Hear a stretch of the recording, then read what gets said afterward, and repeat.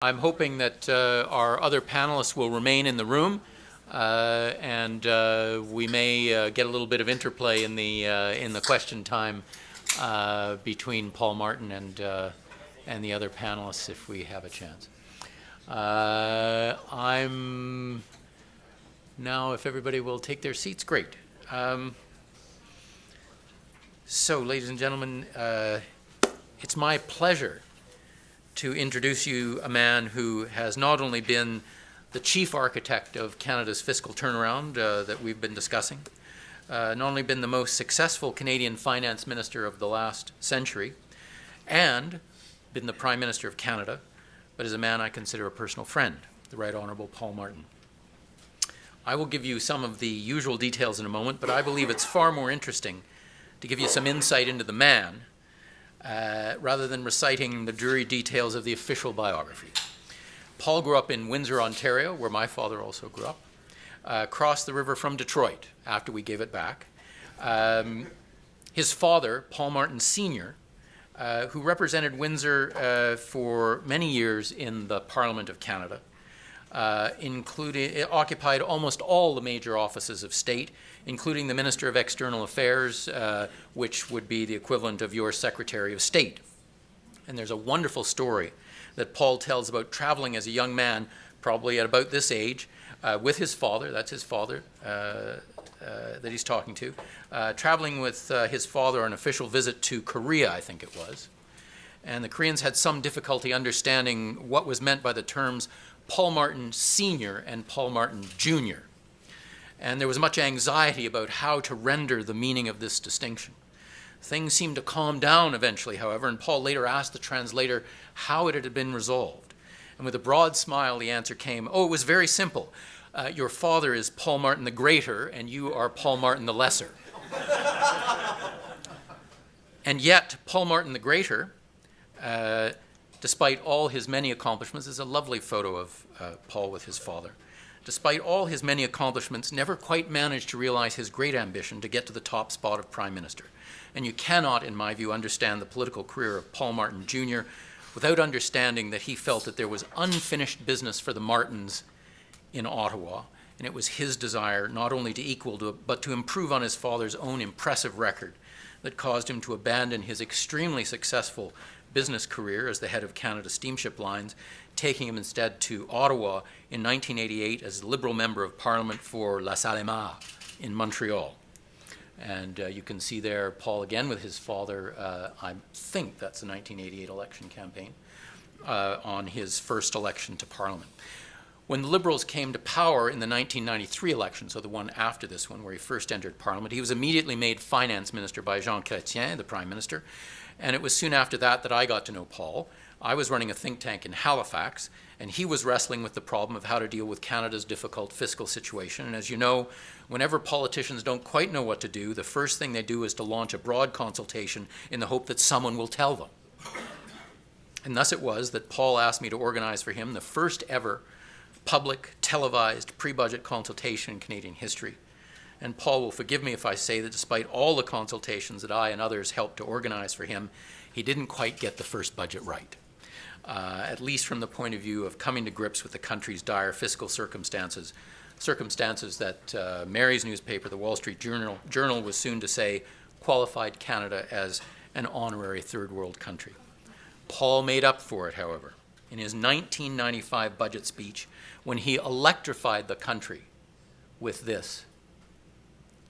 After extensive review, this budget overhauls not only how government works, but what government does. We are acting on a new vision of the role of government in the economy. In many cases, this means smaller government. In all cases, it means smarter government. We are dramatically reducing subsidies to business. We are changing our support systems for agriculture.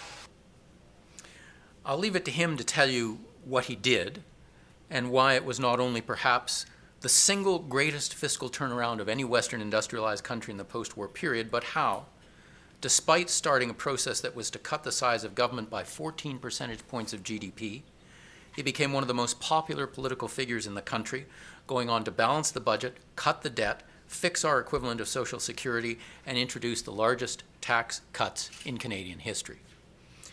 Largely on the basis of this record, he became the 21st Prime Minister of Canada, serving from 2003 to 2006, becoming beyond all doubt Paul Martin the Greater in his own right.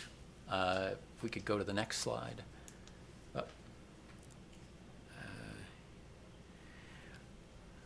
There's a series of images here of Paul in his various prime ministerial duties.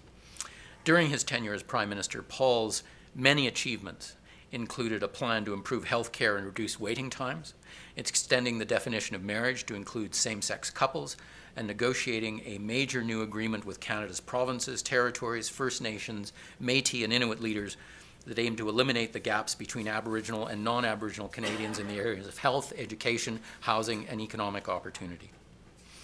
Having left politics, Paul now devotes himself chiefly to two of his great passions: sustainable development for Africa, and using education and economic development and entrepreneurship as the chief tools for ending the deplorable conditions in which so many of Canada's Aboriginal people continue to live. These gaps between Aboriginal Canadians and other Canadians are not acceptable in the 21st century. Ladies and gentlemen, a towering figure in Canadian political, economic, and fiscal history, and my good friend, the Honourable Paul Martin.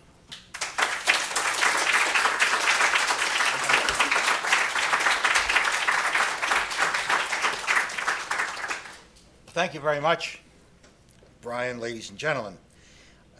Let me simply say before beginning how much I enjoyed the first panel.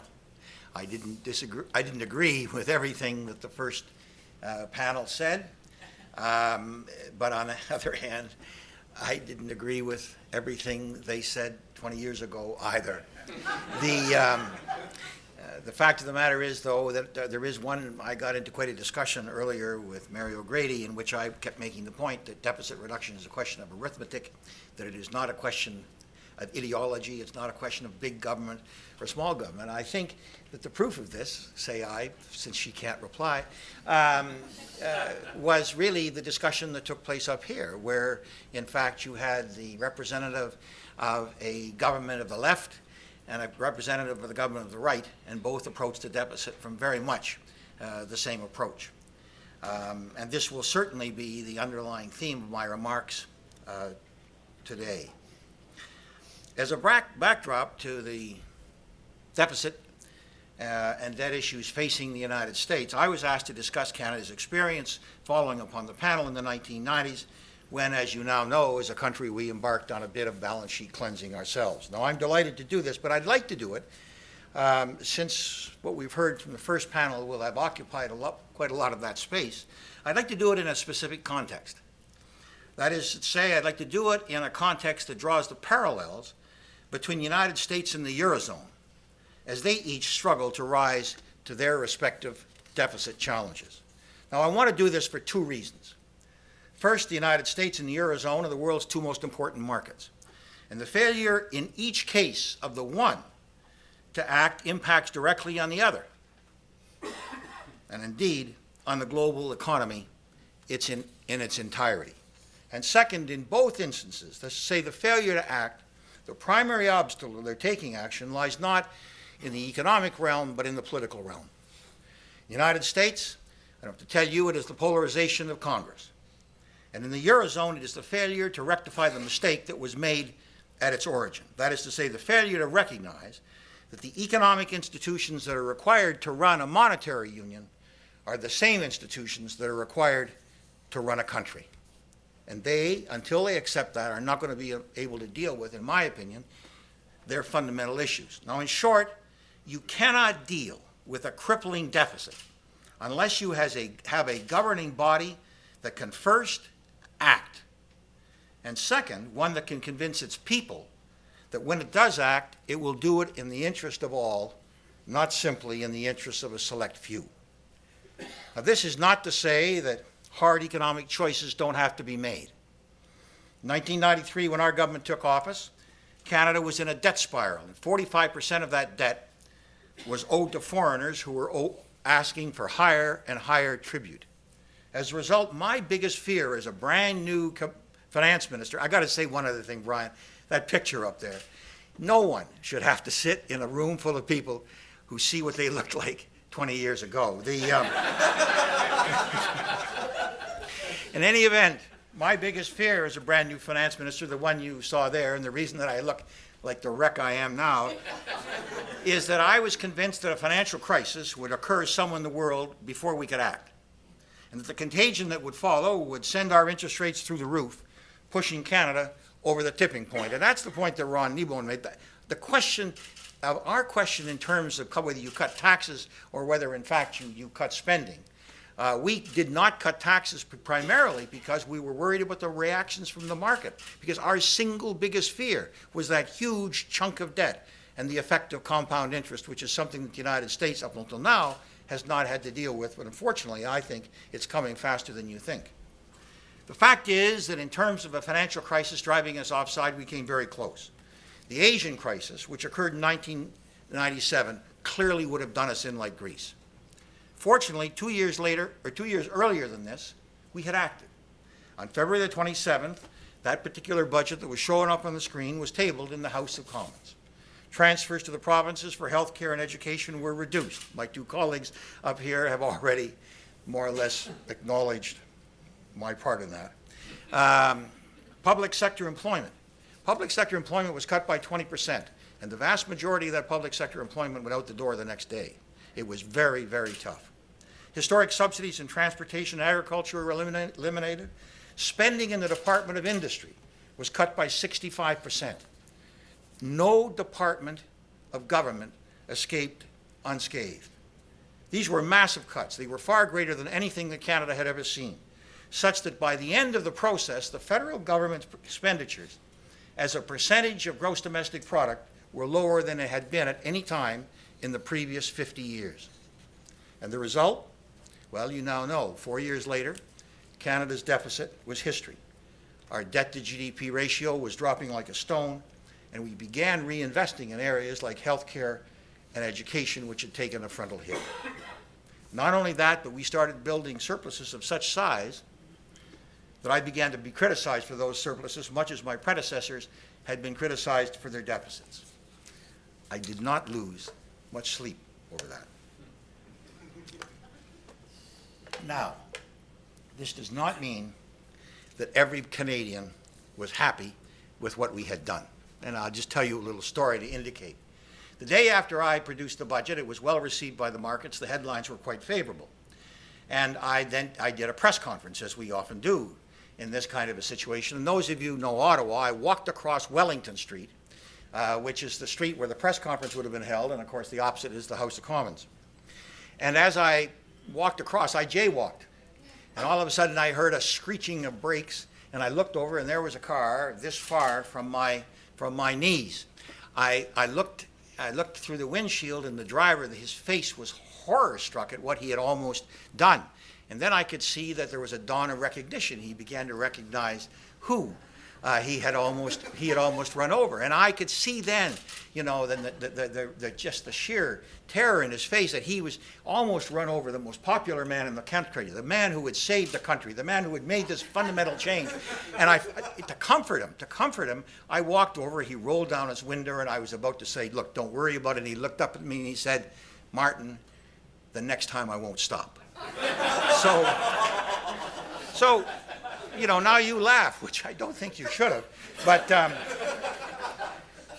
that story is at the heart of what I would like to convey today, and it really goes back to one of the questions that was asked by somebody in the first session.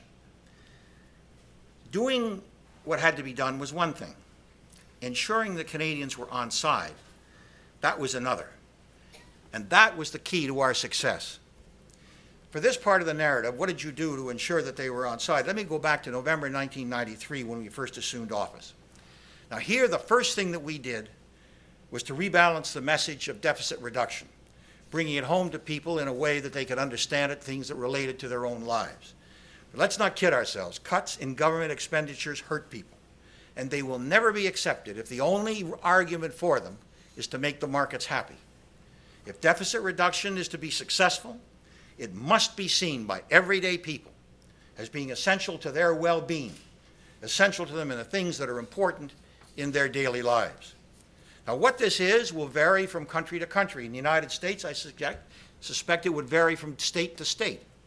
In our case, it was that the servicing of excessive public debt was leading to the gutting of the social programs that Canadians relied on, and an in-depth frontal attack on all government spending without any sacred cows, including those things that we were trying to protect. In fact, beginning with those things we were trying to protect was the only way of lifting the burden of compound interest, which at that time translated into 36 cents out of every dollar going to debt service. This was the government's largest single expenditure, larger than either health care or education.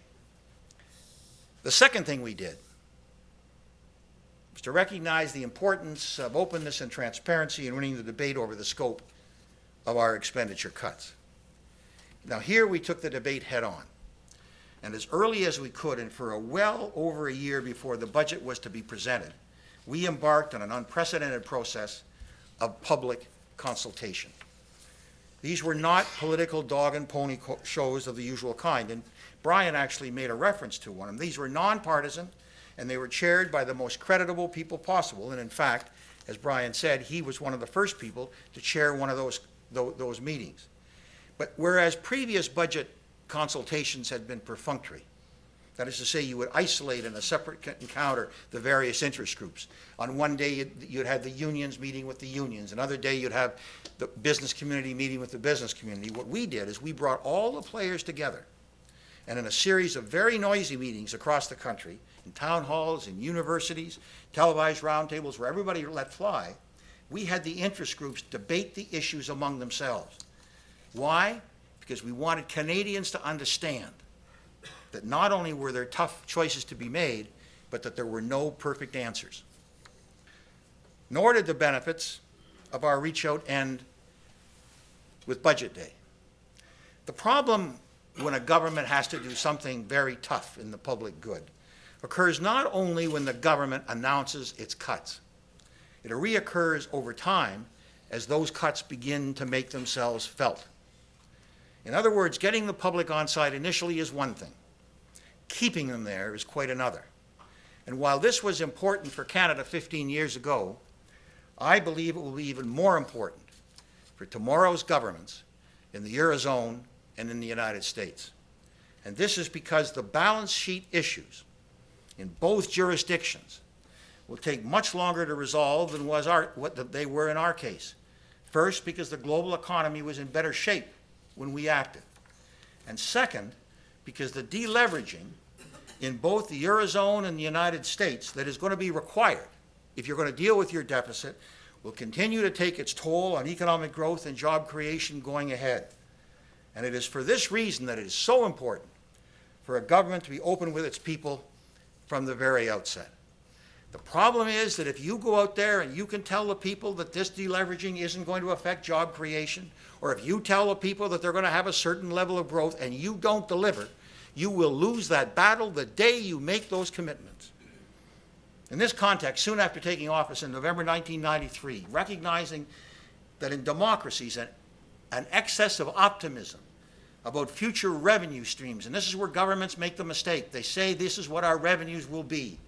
This usually becomes a cover for government inertia, for governments not acting. Don't worry, growth is going to skate us on side.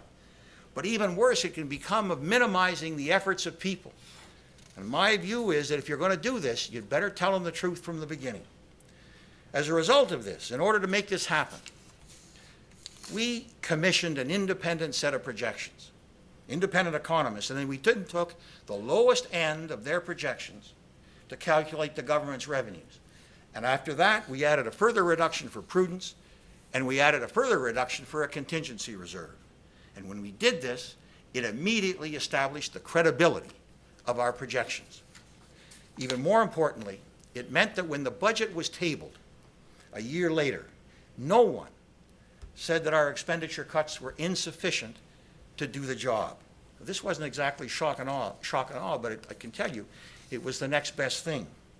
So you can say Well, why was all this important? What are you taking us through this for?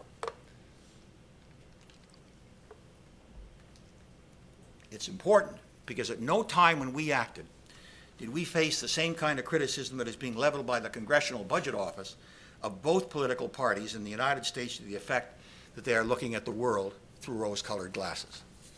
Nor did we face the debilitating challenge from the markets that has burdened so much of the debate in Europe and has led to steadily rising interest rates in Spain and Italy. And understand, our biggest problem was interest rates on that level of debt.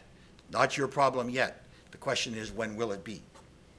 But when you make economic projections of any kind, it's inevitable that they're going to be wrong. They're going to be off base over time. And the problem is that economic commentators, not you, Brian, but economic commentators, they'll make their projections and then they'll revise them. And they'll revise them to their heart's content without any shame. But governments, the consequences are more serious. If government wants to maintain public support, recognizing that inevitably its projections are going to be wrong, what's important is it makes sure that its projections are wrong the right way. And the reason for this is an initiative such as deficit-reducing budgets, firewalls, sovereign bailouts, or campaign promises. If your projections fall short of the mark, they become the breeding ground among your population of doubt, of dashed hopes and expectations. And ultimately, that is the kind of stuff upon which failure feeds. Now, you only have to take a look at Southern Europe today to understand what I mean.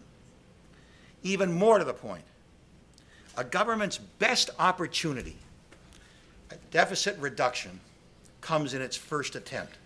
If it has to go back to the well a second time, even worse, if it has to go back to the well a third time, not only public skepticism, but public despair will take over, and that's when you get riots in the streets. So the question really is, how many false starts, how many unfulfilled expectations can you expect a people to absorb? And this is a reality that I would suggest to you that the next administration and the next Congress, whether it's Republican or Democrat, will have to address early on. Now, at this point in the exercise, I suppose you're saying to yourself, well, this is all well and good, but what does it have to do with us? After all, the Canadian parliamentary system doesn't have the plethora of checks and balances that freezes decision-making either in the United States or in the Eurozone. Well, to be honest, I'm not so sure that's where your real problem lies. The fact is, despite all the sound and fury, the truth is in neither Europe nor in the United States has the deficit battle been engaged in a way that it could be won. The Europeans, because they are so focused on austerity, that they have failed to recognize that economic growth is a crucial component of deficit reduction. In other words, that cutting spending and cutting deficits are not always synonymous. The U.S., on the other hand, and this does come to your question, your point, Ron, because it seems to feel that out-of-control interest rates and their consequences, a la Spain or Italy, will never be a problem for the world's most prominent safe haven. And that may be true today, but given that the economic Armageddon of potential threats like the fiscal cliff are there, I would suggest to you that even for the United States, there is a tipping point. For too long, the political class in both Europe and the United States have relied on their central banks to do the job for them. And in both cases, ultimately, the European Central Bank and the Fed will run out of gas. Economic commentators wonder why the private sector, with its huge hoards of cash, are not investing in creating jobs. Well, I think the answer is it's a lack of confidence. It's a lack of confidence born of the fear that hiding behind the veil of monetary easing, elected governments will forever fail to find the right balance between short-term stimulus and medium-term structural change as the foundation for long-term growth. The fact is, the ratios, and it was mentioned again, I think you mentioned it, Stock, that the ratios to be found on the U.S. balance sheet are much worse than those to be found in the combined European balance sheet. These are serious numbers, and yet the so-called deficit debate in the United States is not about the deficit at all. It's about winners and losers. There could be no better example of this than the fight, the U.S. debate over taxes. I understand the need to cut taxes. Brian mentioned, we brought in the largest tax cuts in Canadian history, but we did so only after we had eliminated the deficit. To be blunt, my opinion, any other recipe is a recipe for failure. It simply builds up a debt burden that the next generation will have to shoulder by increasing their taxes. In fact, truth be told, the debate in the U.S. is not about whether there should be higher taxes. It's simply about which generation is going to pay them. Thus, clearly, after the presidential election, regardless of who wins, a process of national outreach along the lines that I described that we did in Canada is going to have to take place.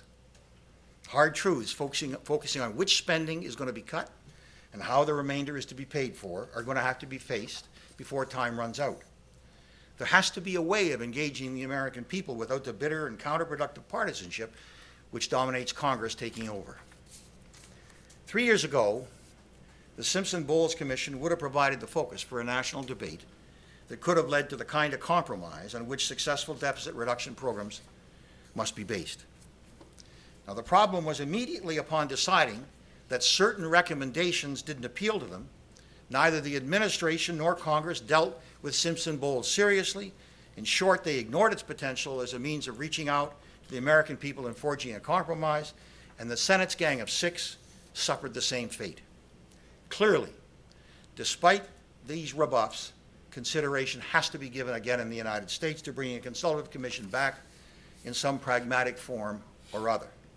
And you will forgive me for saying so, but surely the American people deserve the right to be brought into a bipartisan debate based not on ideology, but on the arithmetic.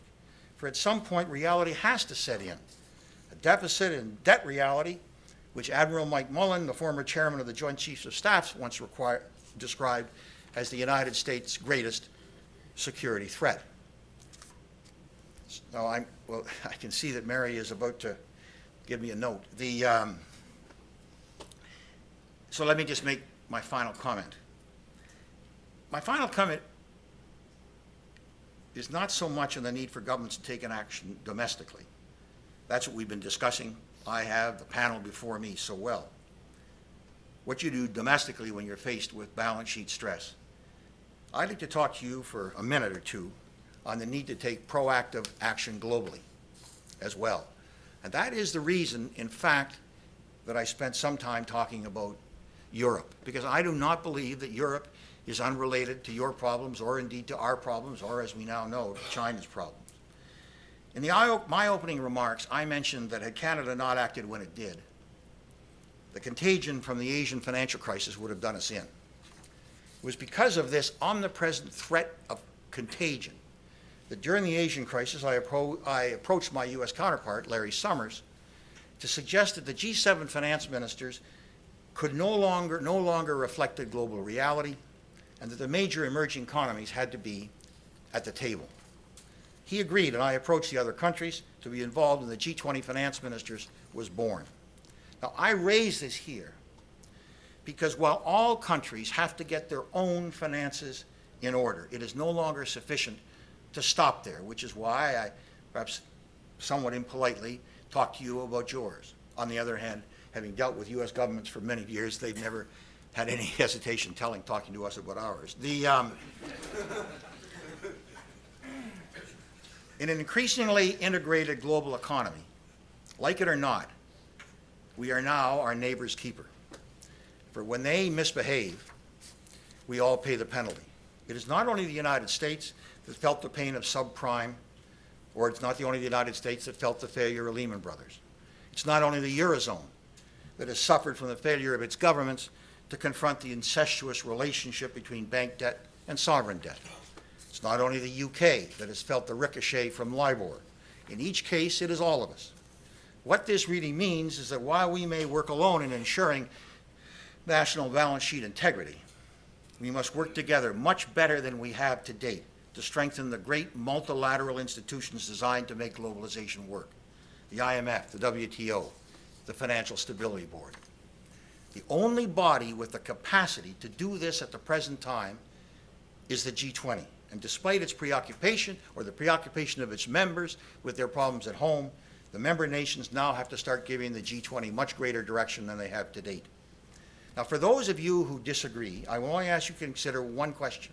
What will happen if the Financial Stability Board is frustrated in its efforts to flesh out the meaning of banks or financial institutions that are too big to fail? And 10 years from now, the huge Chinese bank, you've just seen one, a Chinese bank, the second largest in the world, in fact, has said that it's got $15 billion to buy a major European bank. And they already have bought one bank in the US, though I understand. What's going to happen if 10 years from now, the huge Chinese banks, which by then will be penetrating Western markets on an unprecedented basis, plunge into a banking crisis of their own, while the US and Europe are still busily rebuilding their balance sheets? Well, I'll tell you what's going to happen. The whole edifice of global bank regulation, which is being so tenuously constructed at the present time, will come tumbling down around our ears, and deficit reduction will be the least of our problems. In short, while I've spent most of what appears to be too long a period of time talking about how we must each fix our own balance sheets, this is but the beginning of a much longer road that lies ahead of it. And I think that AEI and Brian, you having this meeting today really gives us a very good scene as to what was going to develop, but we better get on with it. Thank you very much.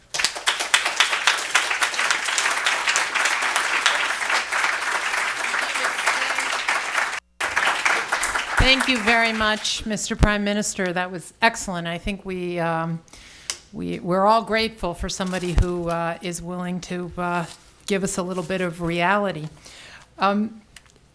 Having been outed as an ideologue up here, I think that I should only have a chance at the first question.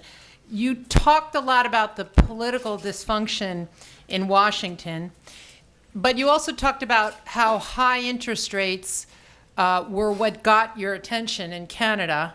And Minister McKinnon also talked about how damaged the balance sheet was because of the interest rate environment.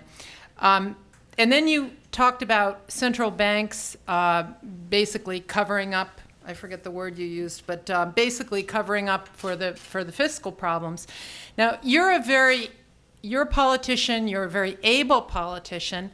I was wondering if you can tell us, given the reality that we're in right now, where we have a Federal Reserve that's basically willing to finance the government at very low cost, why should we think realistically that anything's going to happen in Washington? I mean, contrary to what you implied, I too am a big fan of arithmetic, but I also think that the political dynamics are such that, you know, there's no reason for any kind of urgency because there's plenty of money financing the government. Why do you think that things should be any different? I mean, what's going to get the attention until those rates go up? Well, I think that, first of all, my point was not that the U.S. Fed or that Mario Draghi are doing the wrong thing at the present time. The problem is they are being asked to carry the full load. And there's no action on the fiscal side. There is no action being taken by government. And you can only do that for so long. I don't know when the Fed or when the ECB is going to run out of gas, but it's going to happen at some time. And it's going to happen, in fact, when confidence in the private sector, in the markets, just simply it becomes totally destroyed. So let me just take a look. Let's just do your own projections of where the U.S. deficit is going at the present time, okay? And it is going through the roof. Those projections, to the best of my ability, have not anywhere nearly adequately taken into account the aging of the U.S. population and the total destruction of your infrastructure. Now, they're going to have, those are massive costs going ahead. And I don't believe that there is any way, shape, or form that either the U.S. Fed or in Europe, the ECB, are going to be able to handle those twin problems going ahead based on the incredible high levels of indebtedness which exist at the present time. So I don't know when it's going to be. All I do know is that at some point, the Chinese and the rest of the world are going to say, hey, wait, this is going to break, and before it breaks, I've got to move. And at that point, the horse is going to have left the barn, and it's going to be too late. That's why I think the absolute necessity is within seconds after the presidential election, something's going to have to start to move. Thank you. Fred. Hi, Fred Barnes of the Weekly Standard. You said if you hadn't done what you did in the middle 90s, in 1997, with the Asian crisis, the contagion from it would have, quote, done us in. What would have happened?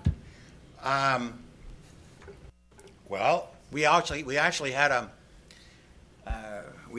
foretaste of what could have happened 2 months before I brought down the budget that dealt with it all.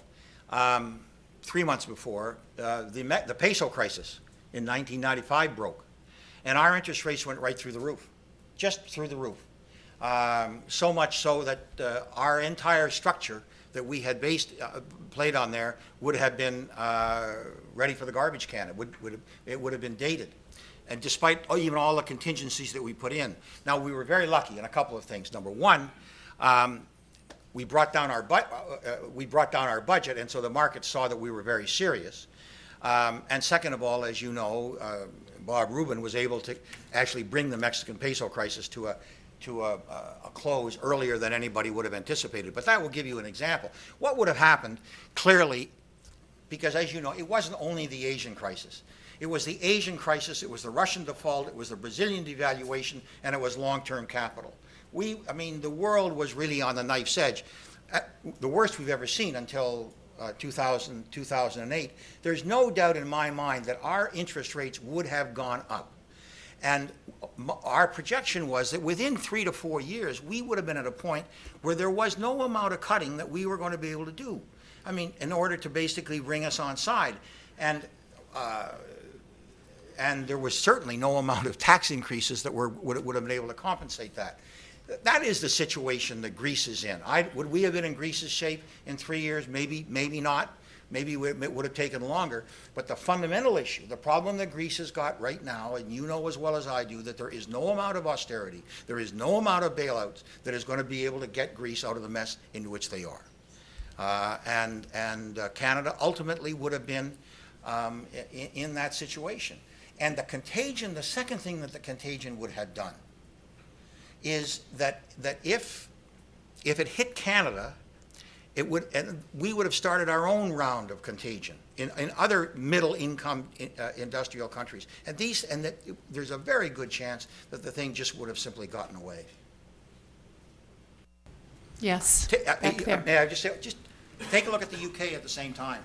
Take a look at the UK balance sheet at the same time, and think about what would happen. Canada would have been hit. Fundamentally, wouldn't take very long before the UK would have been hit. France, sure, as God exists, would have been hit. And that's the kind of thing that would have happened at that time. Sorry. Prime Minister, thank you for a wonderful presentation. One of the thought that occurred to me. Could you I'm sorry, yourself? Michael Barone with American Enterprise Institute and Washington Examiner. And I grew up in Detroit, so I'm actually looking at Canada to the south. One of the things that struck me in one of the earlier presentations was that Canadians had an index number to tell them they were in trouble more than we do, the value of the Canadian dollar versus the U.S. dollar. Growing up in Detroit, I was aware of the value of the Canadian dollar. Most Americans don't worry about such things. Did that make a difference? And I have a second question is, are you in fairly common contact with American policymakers and political figures? Well, yes, and to your second question, it would appear that most of the ones that I know seem to have resigned recently, but yeah, I do. You do form in this kind of activity, you form friendships that really last a long time. So the answer to your question is yes, and we do discuss this issue. Now, on the question of the Canadian dollar, we really were in a very strange situation. The Canadian dollar weakened substantially, and obviously in the circumstances in which Canada found itself at that time, the, you know, a somewhat lower currency is not necessarily a disadvantage to have. But our problem was that we were really worried that if the dollar would tip below 60, and that if it tipped below 60, that it really might have got into a downward spiral. And at that point, in fact, at 60, between 60 and 72 cents at that time, the dollar was costing us an enormous amount because companies couldn't buy machinery, they couldn't buy equipment, and nobody was doing anything to build up their competitiveness. So our worry on the dollar was that it was actually going to crack through 60. And in fact, it's amazing to think about it now, given the way governments play with currencies. But at one point, the governor of the central bank and I went down to New York and met with all the investment houses and made sure we got a lot of pressure, got a lot of public press saying we're here to support the Canadian dollar because we wanted it to go up. And which is, you know, really quite incongruous when you think of what a country in trouble like we were would normally be doing. Yes, sir. Right here. Thank you very much for the presentation. My name is Jordan Bruno. I'm from Kamloops, a Canadian living in the US. And one of the things I really like about the US is I believe it's the only country that I've been in where the people still fundamentally ask the question, what is the role of government? And based on that question, may I just have your opinion on the grassroots movements in the US, the Tea Party and the Ron Paul movement to try to cut spending, and what impact do you think that will have in saving us? Thank you.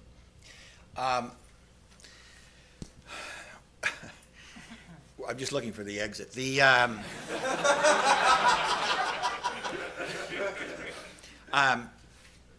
Not a lot. Let me just. I think the argument over the size of government is a very legitimate argument. I don't think that there's any doubt that a government which is too big, that is overhanging the economy, that will certainly hurt the economy. I believe very strongly in the free market, but I do believe that the free market requires a strong government that's capable of doing certain things. I believe that one of the reasons the Canadian banks didn't get in trouble when the European and the U.S. banks got into trouble is that we maintained pretty strong and healthy bank regulation.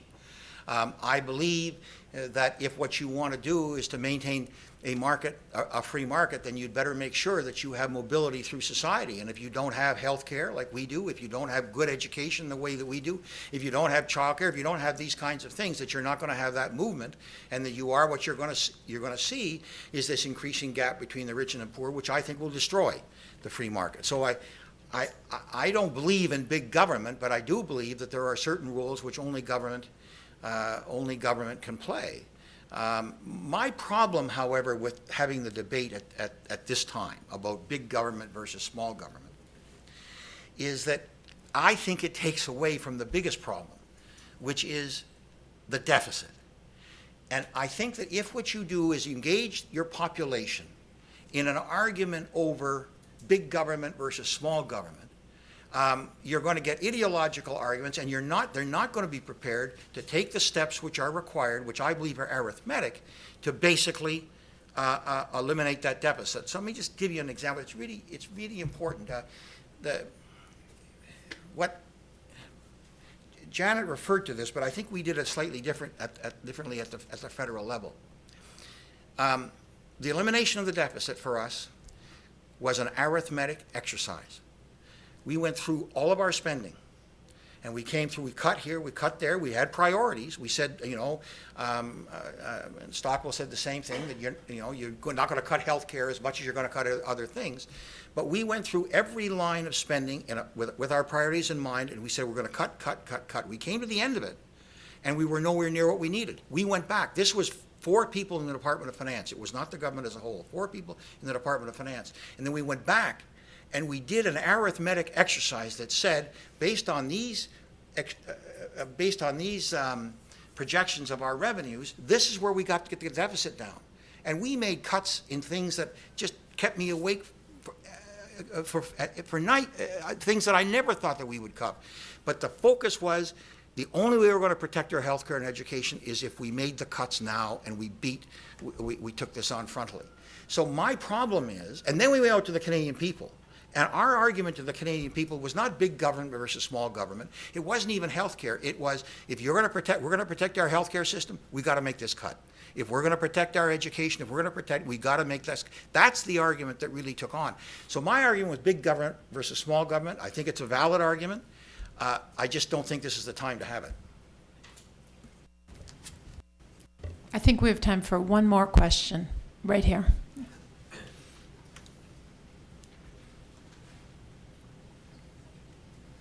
Eddie, Prime Minister, I just have one quick question for you. Could you identify yourself? Oh, yes. I'm Chris Ring. I'm a senior at the George Washington University. My question for you is, given you've heard today previously from politicians in the western part of Canada, Saskatchewan, Alberta, but I didn't really hear much about Eastern Canada, particularly Quebec, since Quebec has the biggest structural deficit problem in North America, if you exclude Mexico, United States, and Canada. Quebec is in the worst situation. What advice would you give to the incoming Parti Québécois government, and what should Bellamy-Miroir attempt to do to deal with these structural problems in Quebec? Well, she's got to confront the deficit, and she's given no indication that she intends to do so. And I suspect that she's probably not waiting by the phone for me to call her. But clearly she should. In the election, for reasons having nothing to do with deficits did play very small a role in the provincial campaign. But the two parties, the government that she defeated and the other party, which is a brand new party, which was created, in fact, to deal with things like the deficit, she won the election, but that was not part of the fight. She has given no indication that she is going to face up to the deficit. She's basically said she's going to eliminate it, but she's not said, this is what I'm going to do to eliminate it. And we know in those cases that empty promises usually don't give very good results. Is that the end? That's the end. Could I just say thank you? I just want to say thank you to Brian, and I want to say thank you to the American Enterprise Institute, and I really want to say thank you to you. You've been very kind. We weren't at lunch, but it was Yeah. pretty rough. Well, Please join me in thanking the Prime Minister for a wonderful presentation. Thank you so much. Wonderful. Really great. Thank you very much.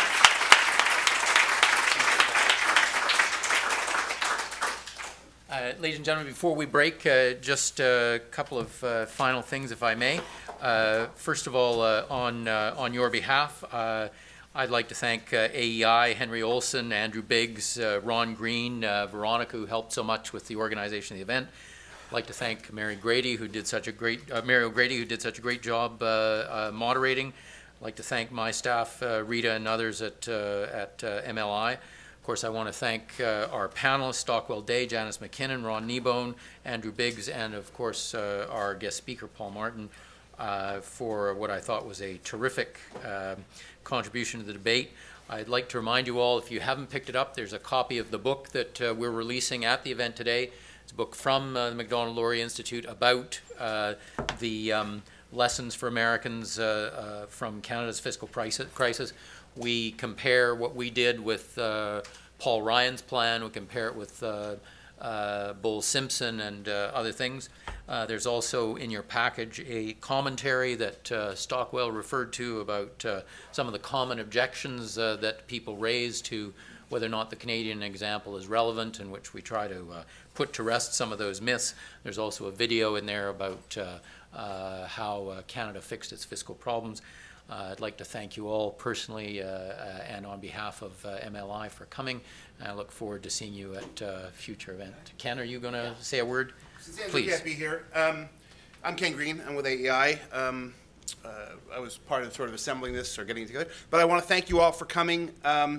Welcome you to stay for a reception afterward. I'd like to thank all of our panelists and the Prime Minister as well. This was a spectacular event. We were very glad to have you all here. Thank you for braving our horrible and harsh Washington weather, particularly you Canadians who are used to the sort of tepid climate that you inhabit. We appreciate your bravery. And with that, unless there's any other official things as part of AEI, I will unconvene us. I will adjourn us. We stand adjourned. Please join us for wine and beer and reception in the office. Thanks so much. My pleasure. Thank you. Good stuff. Thank you very much.